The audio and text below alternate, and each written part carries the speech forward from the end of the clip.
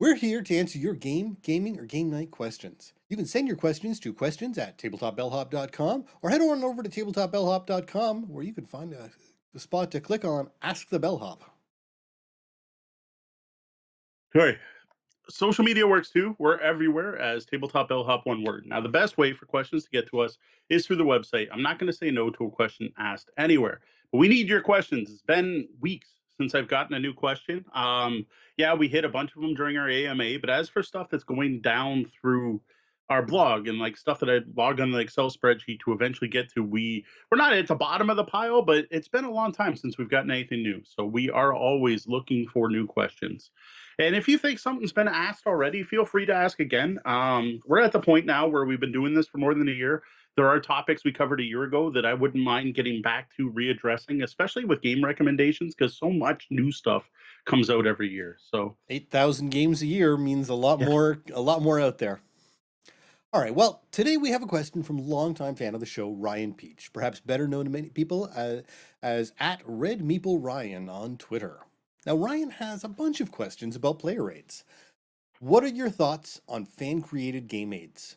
Are they table clutter, or do they actually help? Are they better for new players, or will veterans also benefit? If you use them in your experience, which aids or kinds of aids help the most and least? Are there games you wish had aids but do not yet? Are there games where you feel they aren't needed? Has a player aid like a rules summary ever replaced our game's rulebook for you? wow, Ryan, that is quite the string of questions. There's enough stuff here that we almost could have broke it up into other like separate topics, right? That's one of the reasons I actually didn't do a topic ahead of time on this and write it up as an Ask the Bellhop because there were so many different things to cover here. So I thought the best way to do it is probably just to discuss it between Sean and I and have more of an open discussion on it. But I did want to talk about this specifically tonight because looking through the questions, this smacked me in the face because I am getting ready for the Great Canadian Board Game Blitz coming Monday. So Monday, I am hosting a 5-round, no elimination board game tournament to support our 2019 Extra Life efforts. Now, I am prepared for up to 40 players. And for this event, to handle 40 players, I am going to be bringing 50 different great 4-player games for people to play at this tournament.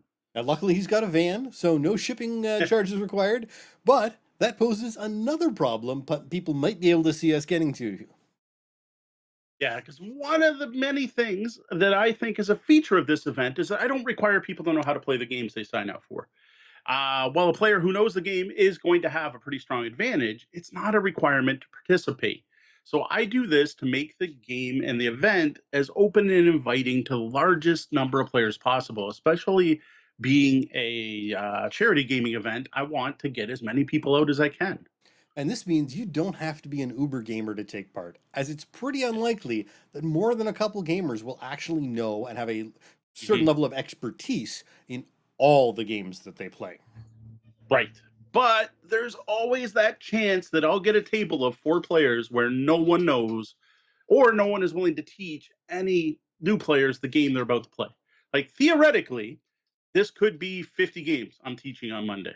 And while we have spoken quite a bit about teaching, and I think most would consider Mo to be a pretty skilled and knowledgeable teacher, Right. time means this is impossible. Yeah. Thankfully, past experience running these tournaments, this is, I don't even know, sixth, seventh one I've run. This shouldn't be the case. It shouldn't have to teach all 50 games because in most cases, players actually practice leading up to the event once the game list is out. And because there's actual prizes on the line this time, right? This is a competition. Like, yes, every game we play, we try to have fun, but this is where people are going to take it more seriously. People will tend to only sign up for games they already know how to play. But I know I will still be teaching a lot of games that day, and that is where teaching aids, player summaries, fan created game aids can save my day, like save the day for us, seriously.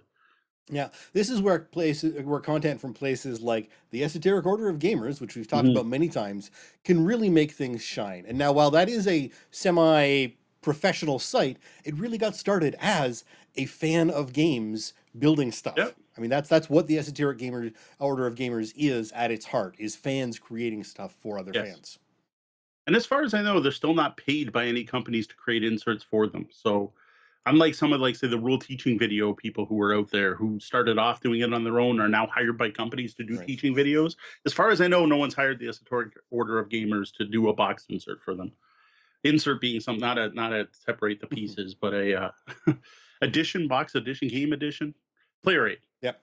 Because what happens though, like in some cases, the right player aid can literally eliminate the need for me to teach a game.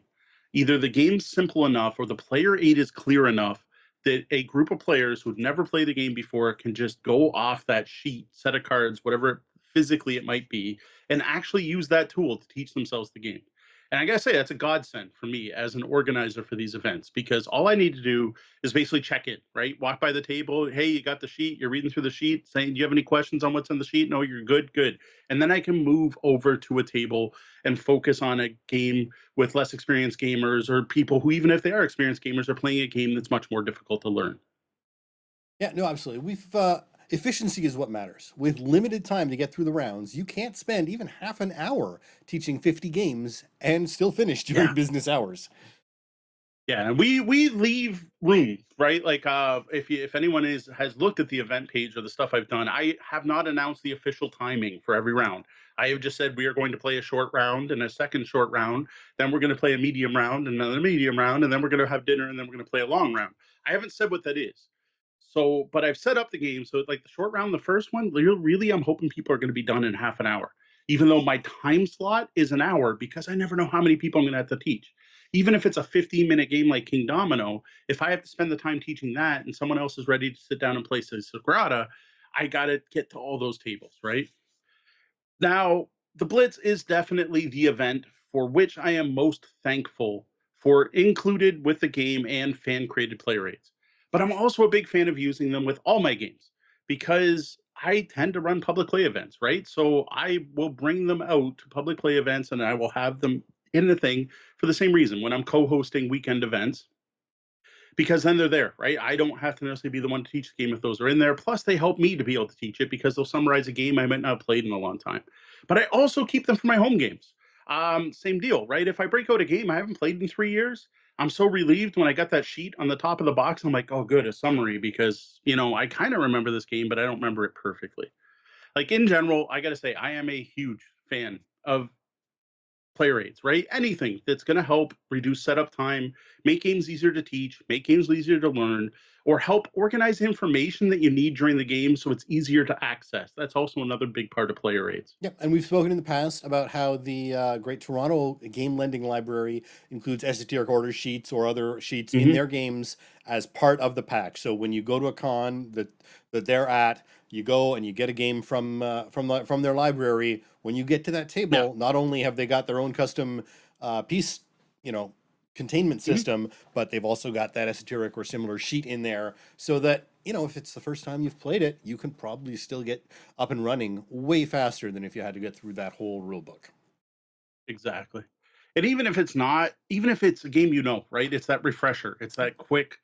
Like, for example, I remember you and Deanna had played Suburbia Yep. using the Tabs library. And Deanna's like, yeah, I know Suburbia until I sit down to try to teach Suburbia. I'm like, ooh, wait, maybe I don't. And then you grab it and you're like, oh, here's a nice summary. Yep. Much easier. And in that case, I had never played Suburbia. I didn't know anything about Yeah. it, but I was able to sit down with that sheet and go step through the phases and go, oh, okay, this makes sense. Mhm. And no, I'm not going to know all the, ideas and everything perfectly. I'm not going to make all the greatest moves because I don't know the theory behind it all, but I know all the Right. actions and the actual turns and everything, and lets us Yeah, get exactly. playing. So And Suburbia, while not a heavy game, is not a light game no, by any no, there's means. definitely some tricks, and I've now played the digital version many times, but at the Yeah. time, it was all new to me. So getting back to Ryan's actual questions, some of which we Yeah. may have already covered in part. Yeah. What are your thoughts on fan created game aids? Like I said, big fan of game aids in general. You can find them everywhere, right? We keep talking about the esoteric order of gamers. They are the gold standard, right?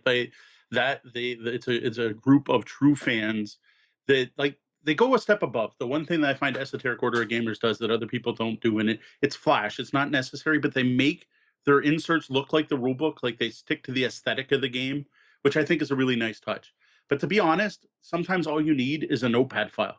And you can find those on Board Game Geek. So we talk about Board Game Geek a lot, but just in case you've never been there, Board Game Geek is a massive database that has listed every game, I would almost say, in existence, but any game you're going to care about, we'll say. Like if it's not on Board Game Geek, you're not going to need a rule summary sheet for it. We'll just say that. And you can search by the game. Once you find the game, if you scroll down, you'll find a section called Files. And I got to admit that there are so few games out there that don't have something created by someone to either help you learn, to help you track something, to help you get the score. Um, like to be example, we're talking about game aids. There are all kinds of game aids. There's something I hadn't even thought of. We could probably list all the different types, but like the type of thing we're looking for is you're going to find rule summaries, right? That's your basic. Here's how to play the game in a shorter, condensed version.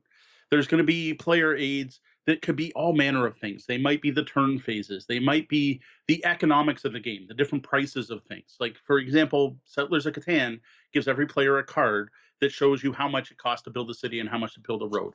There could be a list of the turn steps, what all the different rounds are. If it's an action selection game, what all the different actions are. A list of all the icons that are on in the game. Race for the Galaxy has a terrible non-fan created insert to teach the icons. It's horrible. It's two-sided and it's supposed to help you teach the game. It's terrible. There are some great ones out there on the internet. And in general, like fan created game aids are awesome. There's also a whole other selection of stuff that aren't necessarily in there to specifically help with the game in the way that we've been talking about, but there's great stuff like if you play DC Deck Builder, there are table mats or table mat designs, Yes. player Yes, that's a good mats and one. things for all the games out there.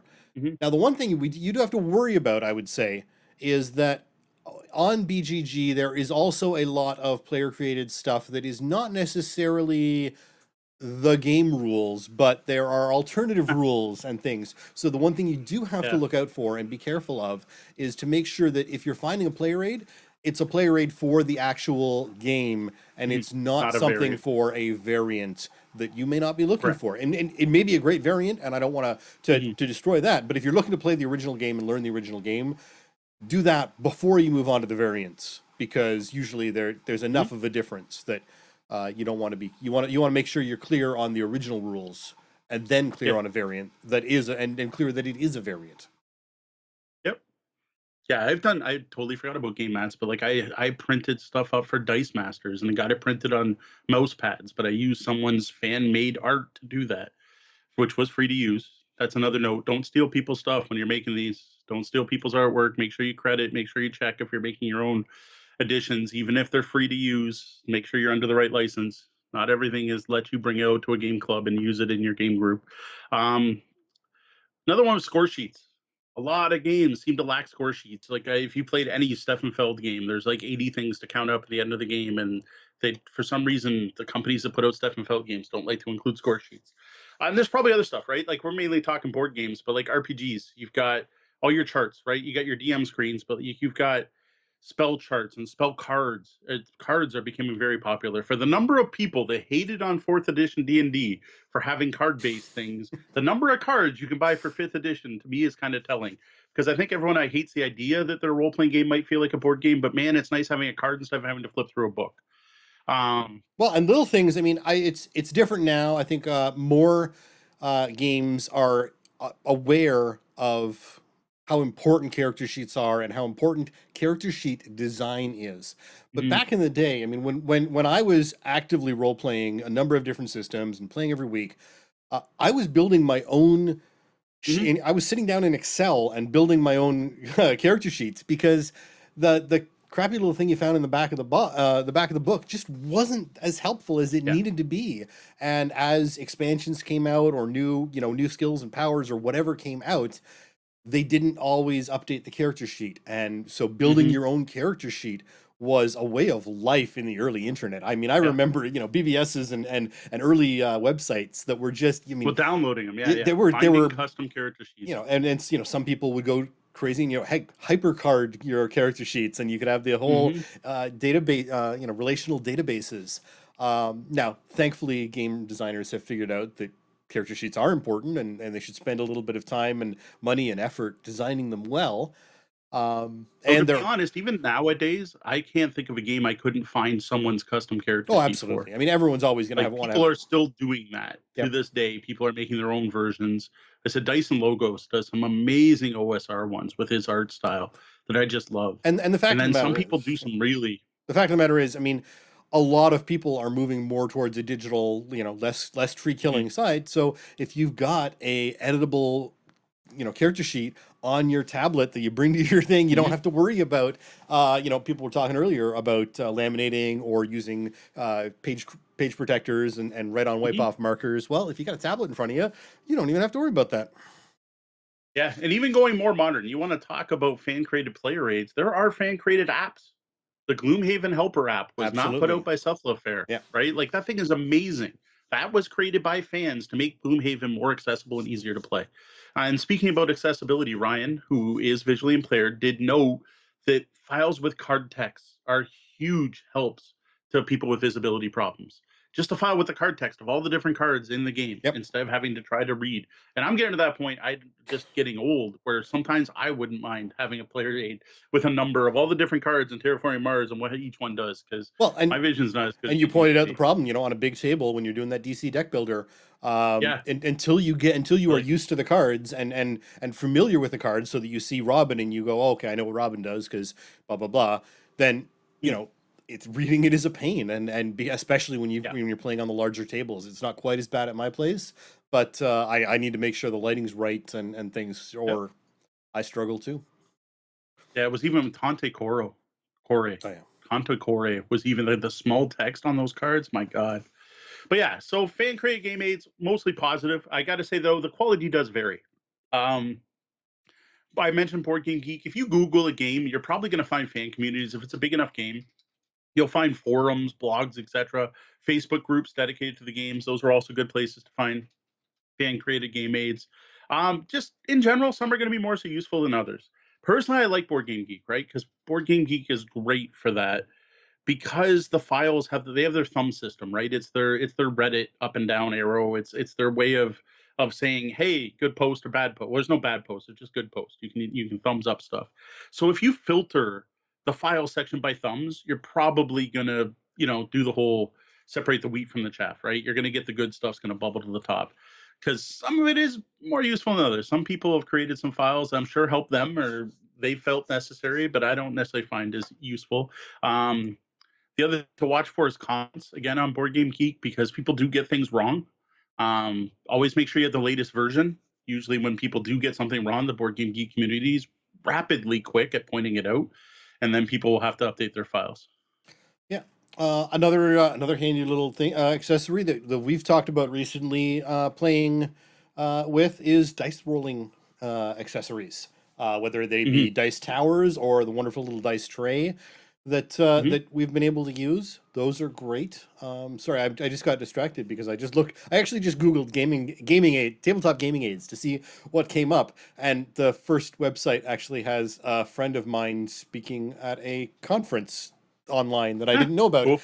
um, which just kind of threw me. He's actually a Cthulhu Lovecraftian uh, academic in Florida, Okay. but I knew him as a Cool. Vampire the Magic player in London, and apparently he's Wow. doing seminars online. Um, Very cool. yeah. So let's. So I think we've talked about what's there. What are our general thoughts?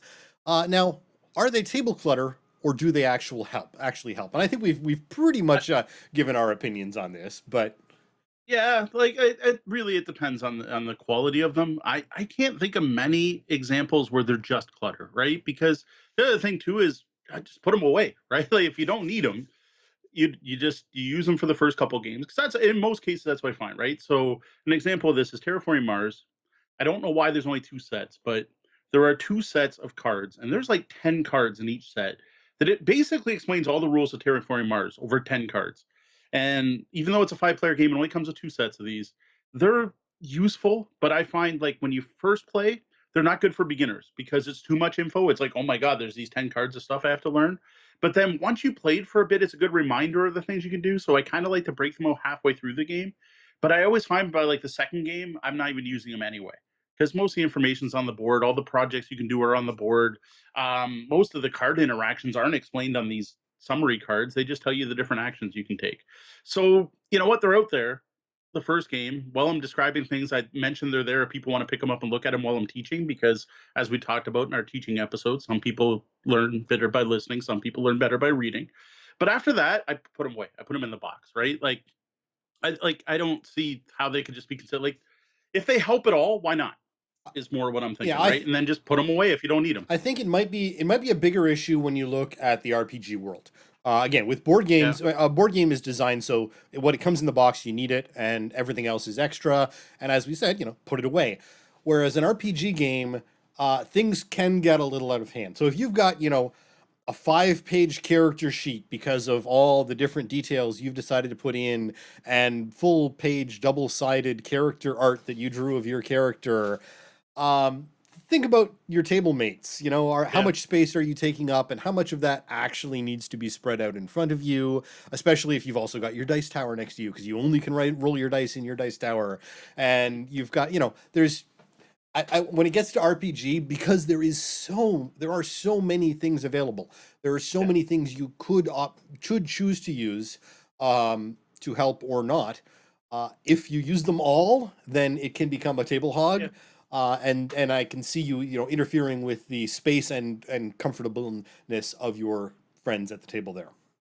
Yeah, I can see that too. Like, especially like, you imagine playing a roll master game where the DM had laminated every weapon table and put them all out on the table just in case someone needed them. Right. Right. Yeah. That's what comes to mind. Or I'm even thinking of a couple con games I played where there was an awful lot of stuff on the table, and it was just, for example, Worldwide Wrestling has that to a point because there's a sheet with your almost all powered by the apocalypse, right? Because you have your playbook, and then you need the generic play moves that everyone gets, and in that game, there's 2 pages of references just to show wrestling moves for people who may not know wrestling moves.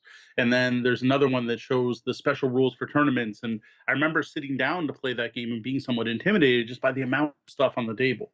Now, you didn't have to reference all of that. And a lot of it was just there, again, to help a new player, right? To help a player who doesn't know wrestling. So if they wanted to do that clotheslining moves, what's it called? Well, I already called that clothesline, but they want to do that move where they toss the guy this way and they're like, what the, oh, snapmare. I do a snapmare, right? Yeah. So it was useful to have, but it did seem a bit cluttered at first. Yeah, and something like that, I can absolutely see why for a one-off that they print one copy and spread it on the table.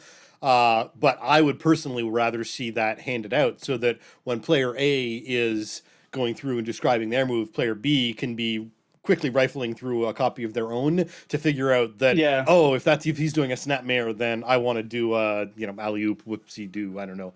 Yeah. Um, Deshaun needs the sheet. Exactly. I need the sheet. So, you need to be able to plan ahead. And I think I can definitely see how the table could interfere with that. Whereas if everyone had Yeah. their own reference cards or little booklet, that would And definitely. cards are definitely like cards are nice. They're compact. Yeah. They're easy to use. You can randomize them if Yep. you don't know what wrestling move to do. Yep. Yep. There you go.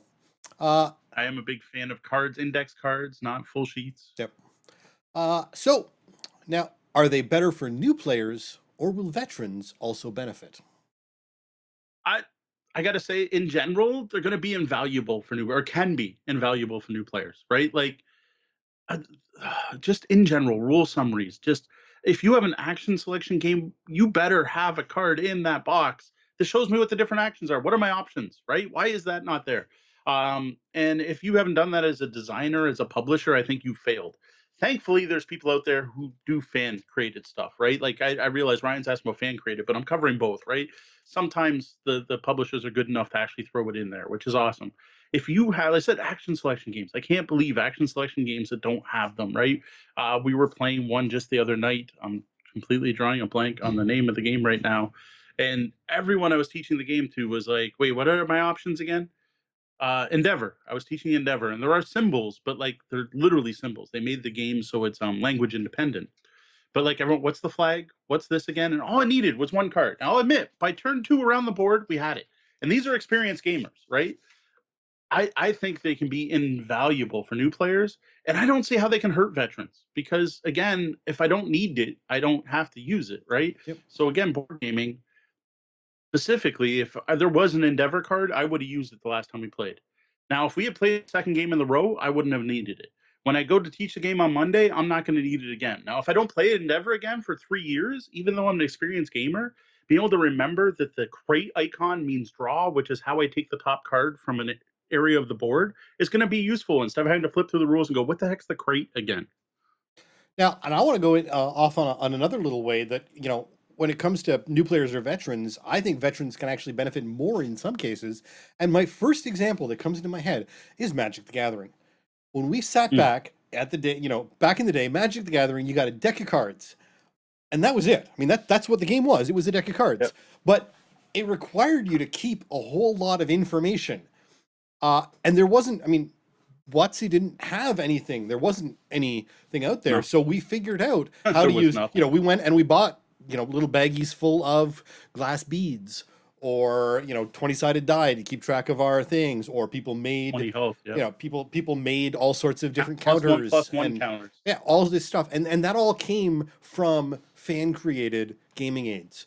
Now, WotC, of course, decides to, take over the market, and they can. But the fact is, I don't think they ever will win because it started off as a fan thing. And now if you go Mhm. to Etsy for any game, if another It's perfect example was the Archon Keyforge. Keyforge. Yep. Yes, Keyforge had the starter deck that had all the different things I could have gotten, but I couldn't get a copy of that without spending an unreasonable price. So I Hmm. went to Etsy and I got what, in my opinion, is a far superior product Hmm. made by a fan of the game to, you know, compensate for the deficiencies in the official manufacturer's product. And that doesn't really benefit the newbie as much because, again, the newbie can just go out and buy the first person starter box. Whereas someone who's played enough of these games knows going in that, well, you know what? I'm willing to bet that the stuff you get in that first person box is going to have this problem and this problem, and they're going to be chintzy Yeah. and hard to pick up and all this. But if I go to Etsy and get something nice, laser cut wood, it's going to do everything I need to perfectly and Hmm. just make it that much easier for me to play because I don't have to worry about fiddling with tiny little pieces of cardboard or losing them. Hmm.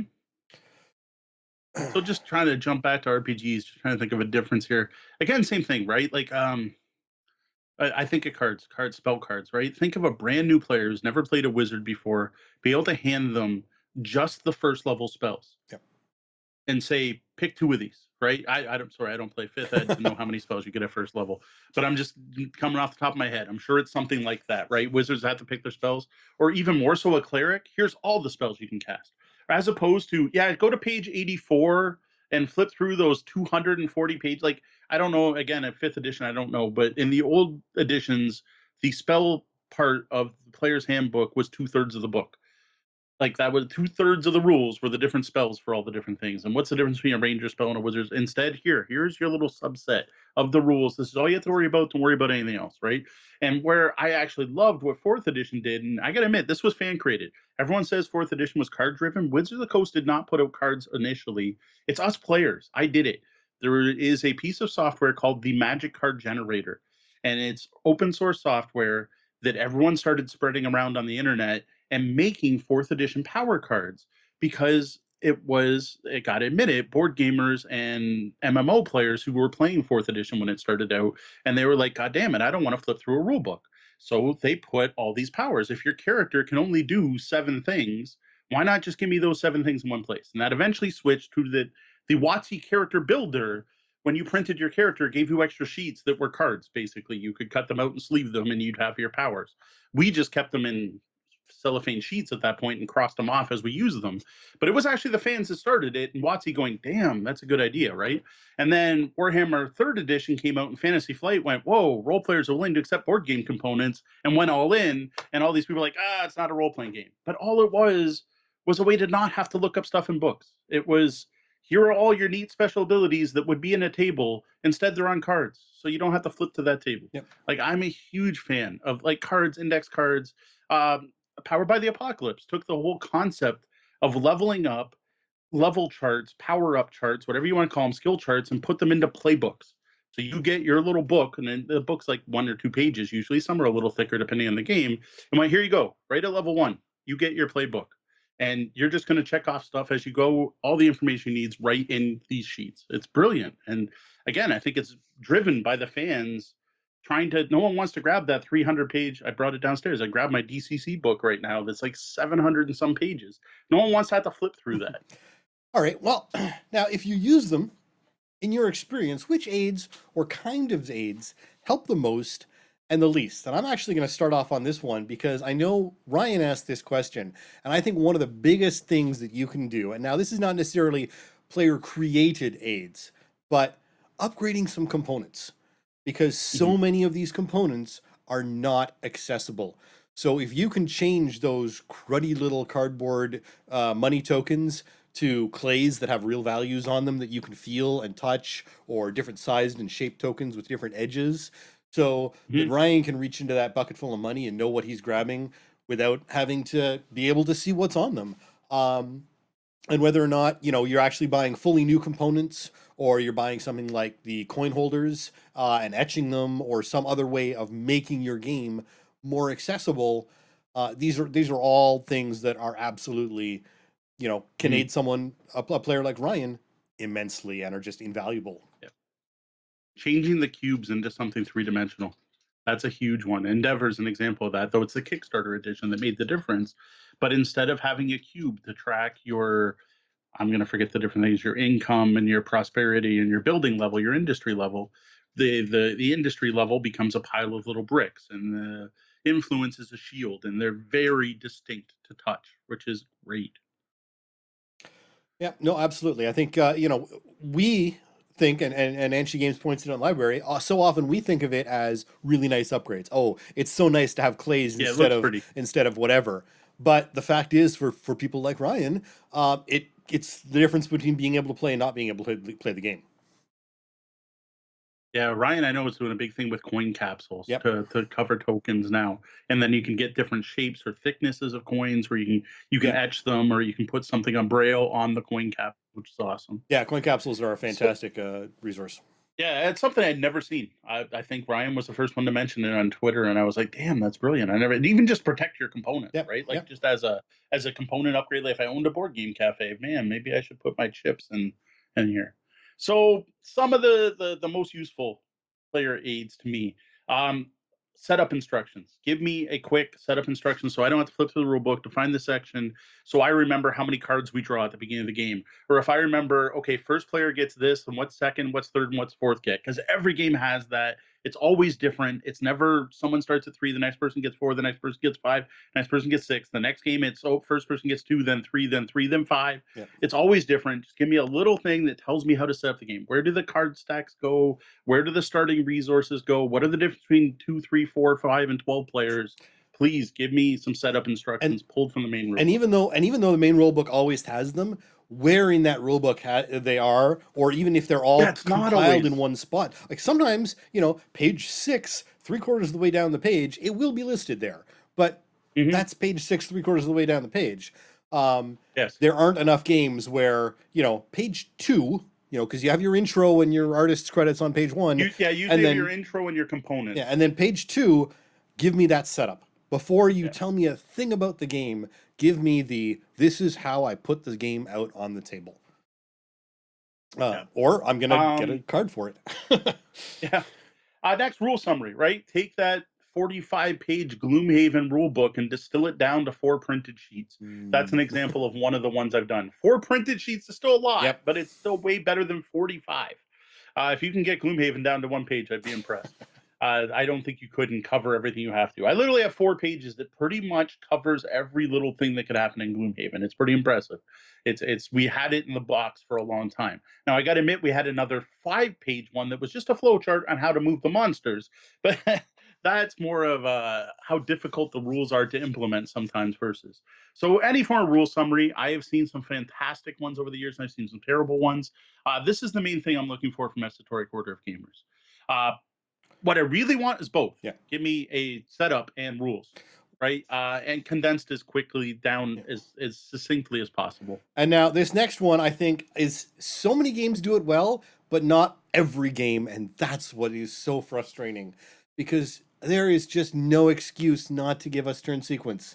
clearly, Yes. easily, for Like, every player, yes. enough for every player. Turn and round and what the difference is. And if there, and if you've got actions available during each turn, let us know. Mhm. It's if you want us to be able to play a complex game that is thought provoking and involves a whole lot of interaction between players with different rounds and different sets of actions you can take at different rounds to really bring you into the simulation. That's awesome, but don't make me fight to remember what the it is I'm supposed to do every time. Wait, what are my options again? Yeah. You know, it's a bad that's needed when you're teaching the game. What Wait, what can I do again?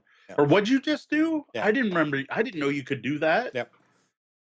Yeah. And even games that do it well aren't always perfect. And I think that might have been part of my Yes. problem with um Race for the Galaxy. no, the trucker, not Galaxy Truckers, the ship Oh, Wasteland Express Wasteland delivery Express.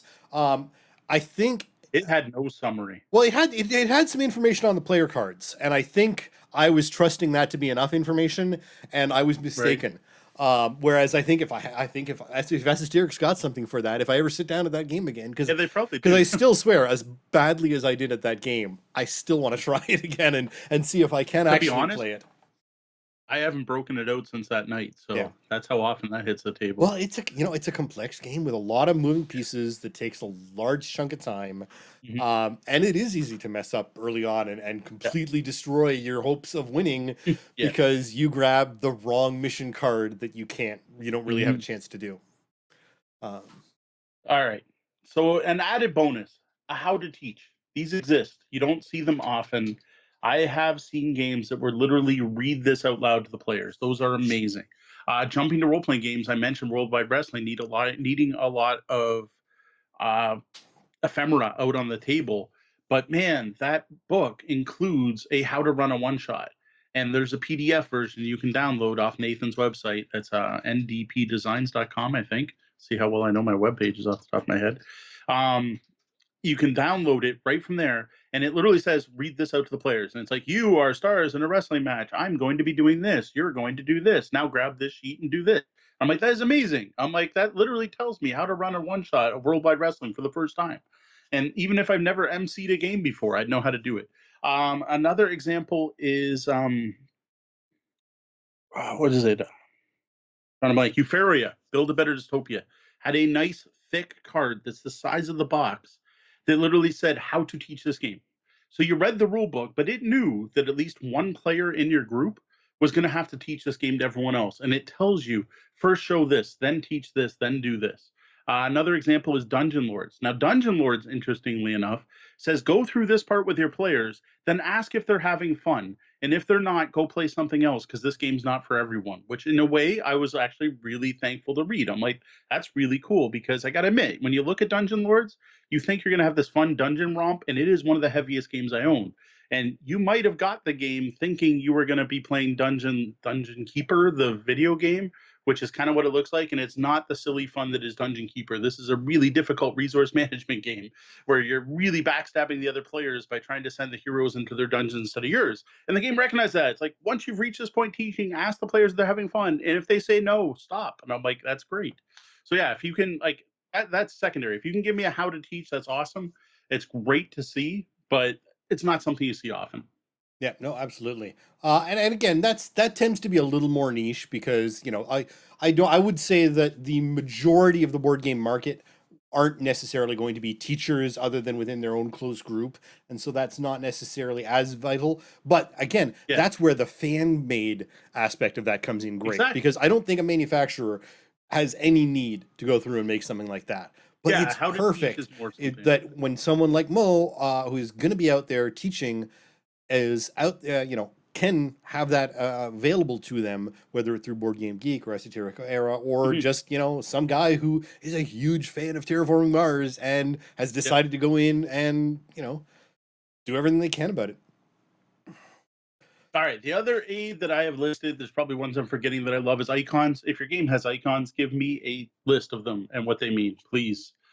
Daily Magic games for all their Valeria games are really good for this. They always include a card that is literally all it is what all the icons are. Actually, I think it's the back of the turn summary card, but still, I please tell me what all the icons are. Race for the Galaxy is one that fails on this because with every expansion they added more icons, and you have to check different books to figure out what different icons mean. Like, just give me a master list, which is that's where your fans are out there, as you can find Yeah. a master list of all the icons and all the different Race for the Galaxy sets in one place. But yeah, please point out what your icons mean. Yeah, a Race for the Galaxy is kind of the master example of horrific. Yeah. It's such an icon driven game, and Hmm. it's unintelligible. I mean, they did not go through and design icons that were clear and obvious. Which So, that may be far beyond what they would need, but if you're not going to do that, mhm, you need to give people the ability to figure it out, and they just yes. didn't. Yeah, so that goes onto the bad side. Least, give me an icon list that doesn't have them all, because then I spend forever trying to find those ones that aren't there. Um, I don't want a rule summary that all it is the final scoring. I've seen that many times. Like, here's how to play the game, and it's just all the different things that are worth points. I'm like, well, that's useful to have because it's telling people what to play for. But if that's all you're giving me, please give me more. Like, give me a full summary. Um, and another one that drives me nuts, now these are for heavier games, is all it is an index basically. So it's just all the places to actually find the rules in the book. Don't do that. Just give me the rule then, Yeah. right? I took post-it notes and referenced my rule books when I was a kid playing role-playing games. Yeah. That's as useful as an index. Why? No, just actually put the information on the page. Yes. Don't put page numbers on your, if you want to put Yeah, page your numbers rule at the end summary. as a reference to make sure you Yeah. didn't screw it up, or because there's going to be more flavor text that you might want, especially like spell sheets. Spell sheets are a perfect Yeah. example. There's not a lot of information you need, but there's a lot of other information that can come in to the flavor of everything that you might want to be able to reference. But you Mhm. really only need to know that it's a somatic and verbal component, and it takes 2 turns to run. And I realize I'm way out of date on my Yeah, AD&D spellcasting, but I was also listening to Misdirected Mark last night, and they were talking about AD&D spell speeds and things. mm, So I'll blame them for that. there you go. Now, on a side note, do include an index. That's important. Just don't make that be the summary. Don't make that be the reference. Please include it. If you've got a rule book that's over 10 pages, include an index. Tell me where the attack page is. Tell me where the initiative section is, whatever. Tell me where the turn sequence can be found. Yep. Even worse. Now, I only ever see this in Fantasy Flight, and I honestly don't know if it's better or worse than what they used to do, but a rule reference book.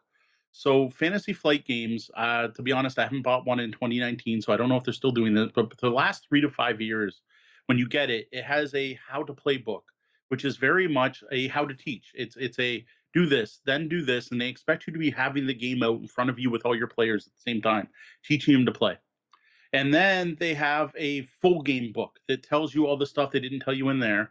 And then they tell you that's all you need to play. But if anything comes up, use this other book that's usually 5 times bigger than the first two to rules reference. So you're like, okay, you've told me that blah, blah, blah, combat happens. Now I have to grab the combat book. Okay, I grab the combat book. Well, part of combat is attrition. Now I have to grab the rule reference book and look up attrition. No, don't do that. I hate it.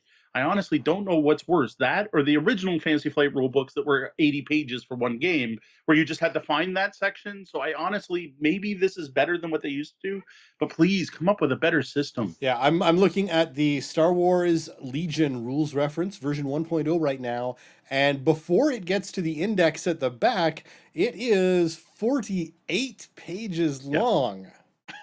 yeah. What the? Fantasy Flight is just, If you and get to like I get 40 it, at they're 48 pages, it's not a reference. I'm sorry. It's a rule yeah, book. It's yeah. just not a reference anymore.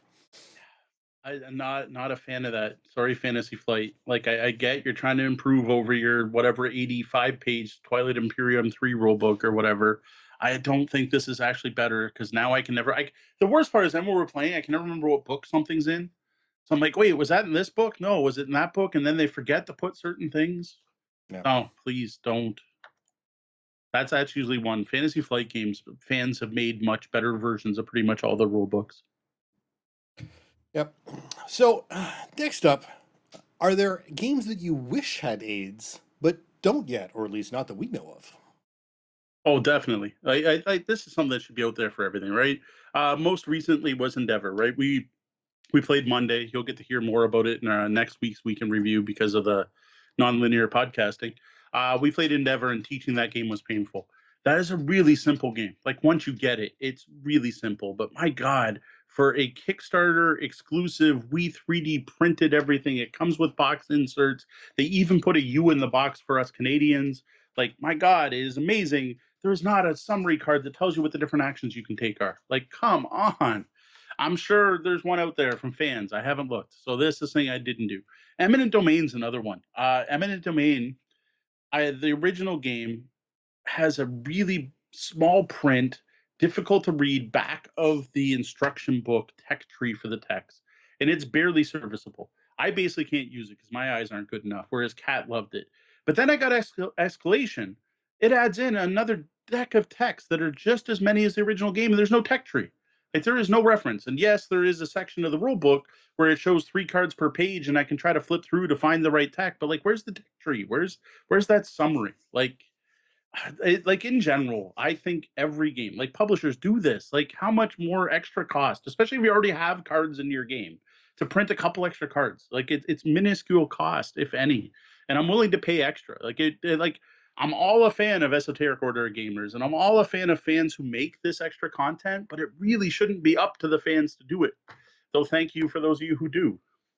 And I've actually just checked Eminent Domain specifically. They do on Board Game Geek. They do have an easy to read technology card quick reference for the base. I There haven't you checked. go. I haven't checked for the expansion, but it's a I'm really sure it's nice there. big graphic, and it's Yep. advanced technologies, fertile technologies, metallic technologies, front and back Yep. on cards.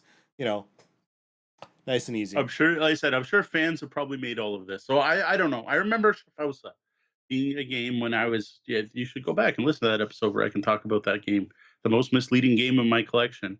I remember when Shafausa, I was trying to learn that game and I was having difficulty because it is a horribly written rule book. I think we did an entire episode on good and bad rule books back when I played that game because it was so striking. And I could not find a summary anyone had made anywhere. And I was kind of shocked. That was one of the first games I ever like went on Board Game Geek and was like, oh, I give up. I'm going to the file section to find a rule summary. Oh my God, there isn't one. So Shafausa was one, though it's a dead game. No one really needs it.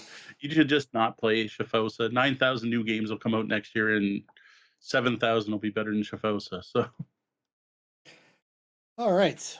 So, has a player aid rules like a rule summary ever replaced a game rulebook? yeah, it's definitely happened. Egizia, I have a one-page game walkthrough that manages to distill the entire game down to one page, like including setup to final scoring, all on one sheet. It's color coded. It matches the look of the game. It's got a picture of the board. It's basically written in a way where you could just start at the top of the sheet and read it out loud, and that would teach everyone at the table how to play. Now, I don't remember who made that. It could be Esoteric Order. It's one of the first ones I remember finding and falling in love with, and that was going back to the first board game Blitz. So it's just lived in the box, and that's one where I remember I go to sit down and play Easy. I'm like, oh, I haven't played this so long. I open it, I'm like, oh, that's right, the awesome rule summary. I forgot that was in there. That's great. Um, and then another one that is an example that comes with the game I mentioned already was Euphoria. It has a nice, thick, two-sided summary board that actually has like a section of often forgotten rules and things to remind players, as well as the summary of all the different buildings, because there's different buildings in the game, and it actually tells you what all the different buildings are on the back of it. So it's like how to set up, how to play, how to teach the game all on one side, and then the information you might want to reference during play on the other side. It's fantastic. Yep. No, there's a ton out there, and I have to say I haven't used a lot of them, but given my experience with the one for Suburbia that we talked about earlier, um, yeah, absolutely. I mean, I wouldn't ever throw out the manual, but you can throw it in the bottom Well, underneath yeah. you throw it in the bottom underneath your organizer, Mhm. and unless you really need it, why bother? Because depending on the game, I mean, unless there are a lot of, Gloomhaven level fiddly bits that you're going to want to be constantly referencing, for the most part, most games, you're going to be able to look at, read through, get your setup. That's the key. Mhm. Get that setup all in one spot, get your turn order and your play order, and the rest of it generally comes pretty obviously, or is on the cards, or whatever you might say. So yes, I would say absolutely. All right. So we're going to check back into the lobby now. You skipped the whole question. Did we? You did. I did.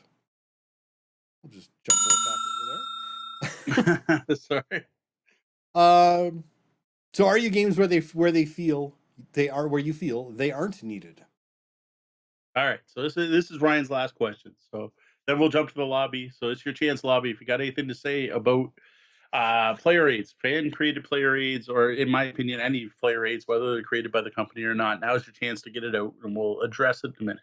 Um, as for games where you don't need player aids, I don't see why not. Like how can they hurt? Why not have player aids? I guess Sean mentioned a couple things with the RPGs having a bit much on the table. I do remember once seeing a DMing with 3 DM screens, which I thought was a little ridiculous. But I don't know. In general, they're not going to hurt because like they don't get in the way, right? Like after a while, you use them the first couple games, and you put them in the box, and you don't worry about them. Or if you printed them, you throw them out, right? I can think of like an example of one, right? So Lotus. In Lotus, there are 3 actions. It's I play flowers, or I recycle my deck, or I play a guardian. That's it. Those are your 3 choices. And there is a card.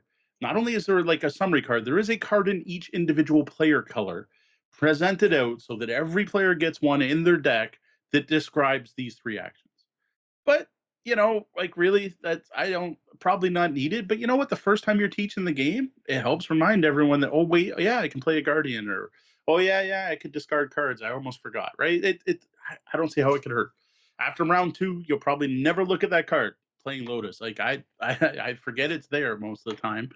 It seems like a little overproduced. The fact they did one for every player, one for the center of the table, probably would have been more than enough. But again, it doesn't hurt having an extra card in there. No, absolutely. It's more useful than the card of other games Renegade Games sells. Yeah, we can definitely do without the advertising in our deck builder Yeah, decks and things like that. they like to do it. It will never actually end, but I can dream. That would be, you Yes. know, reasons why we don't want game aids from manufacturers is because they'll just find more ways to advertise on them. Let's be honest. That's what's going to happen. Any spare space will be Yeah. taken up by the latest meeple version of your character for fill in the blank. All right, so let's check into the lobby now and see what they have to say about players. So there's been a lot of discussion in there. Ryan, of course, was bringing up a lot of information about things like clear sticker shapes or braille on coin capsules to help identify things, as well as Mhm. the shapes and sizes of the coin capsules themselves. He also points out that he isn't the first one doing it. Others were doing it for a year before he thought of it. Uh, Yeah, I just he's just happy to have an never seen it. alternative to marking up tokens, which understandable. A lot of people don't want to be damaging things. And then sculpted resource bits instead of cubes. That's Yeah, instead of cubes. That's a babe. Instead of cubes or discs, right? Like have it physically look, touch, be shaped like the object. Even if it's not, like if you have 3 different resources in your game, and some companies are getting better at this, one should be a cube, one should be a cone, and one should be a cylinder or something Yep. of that nature. It doesn't have to be all resource cubes. I realized cubes were a thing. Yep. Um, Ryan wants people to include pencils. If you're going to include score pads, include pencils. I don't know on that one. I guess I don't care. Yeah. You end up losing the pencil anyway. I find that one's not that big a deal for me. The only game I remember that actually came with one is San Juan, the card game. Uh, That one doesn't bug me. Ryan and Dee are both professing their love for Dungeon Lords. Uh, Yeah, it's good. Just uh, man, that's a it's almost race for the galaxy level learning curve the first time you yeah. play that game. Ryan noted he wants a flowchart for combat in Twilight Imperium 4. I only played it once, so I don't remember, but I do remember there was a cycle. It was like first you have orbital bombardment, or no, there was like first if someone has this tech, this happens. Then you do orbital bombardment, and then or no, before that, the PDFs, the planetary defense lasers fire. Then you do orbital bombardment, and then your fast ships attack, and then like you need there. Yeah, I could definitely see a flowchart for that one. And there should just be a card again, right? Like, So, here's your combat card. so the Twilight Imperium 4th edition Super Cheat Booklet version 4.0 is 1, 2, 3, 4, 5, 6 pages of Oh, super dense, color coded, like it's eight still point probably better than the full rule text. book. It is something else. They left a little bit in the end, and they actually have a place where you can keep notes on the very last page. It But I'm is, sure I'm sure the full rule book's gotta be, like, in the 40, 50 pages. yeah, That's probably just the reference book, not because there'll be a learn to play book and there'll be a rule reference book at least, yeah. if not 3, because that's what Fantasy Flight does now. And I have to say, I hadn't even thought about this before, but I actually just printed out a fan created rule summary for a video game because There you go. I have no idea how to play Small World. And Esoteric Oh, Order there of you go. Gamers has a Small World printout. So Yep. I dropped that in there, and there we go. Yeah, we should be using them when we play on Board Game Arena, or Board Game Arena should have them. Yeah, no, absolutely. And since we are in the chat room, thank you, Vanielle, for the follow. Just hopped in. Yeah, Danielle did notice her husband Owen is a big fan of laminating. We did mention the laminating master Phil Yeah, Vecchione yeah. earlier. I am also a big fan of laminating things. I actually Player don't mat, have a that's one I laminator totally forgot specifically about. because I would laminate everything. So Yeah, no, I have one. I admit I don't tend to use it much for board gaming. I use it a lot more role playing.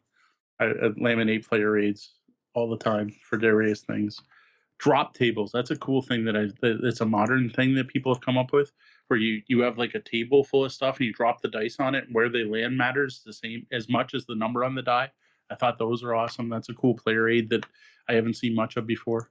yeah, no, absolutely. Although when you say drop tables, I think of Little Johnny drop tables, which is a whole different. Yeah, I don't know what that means. Little Johnny drop tables is a reference to bad programming where you don't filter your Mm, inputs, and okay. you named your child Little Johnny drop tables, and the entire school database crashed. Uh, All right. super geeky humor. Didn't know that one. Yeah. All right.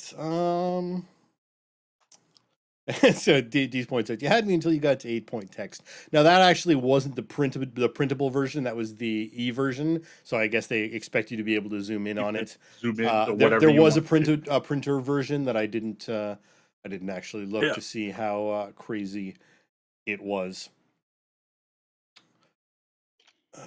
All right, so that is it for this week's Ask the Bellhop. If you'd like to read more gaming, and game night topics like this, be sure to check out the blog at tabletopbellhop.com and click on Gaming Advice. Oh, if you got a question for us, remember, head over to the website, click on Ask the Bellhop, or email us at questions@tabletopbellhop.com. In the coming weeks, I think I am going to write this up as an Ask the Bellhop article, probably by the end of the week, hopefully, if I don't get too swamped with printing out player aids for 50 games to go to a Great Canadian Board Game Blitz. I think that's going to be my Thursday and Friday. There we go.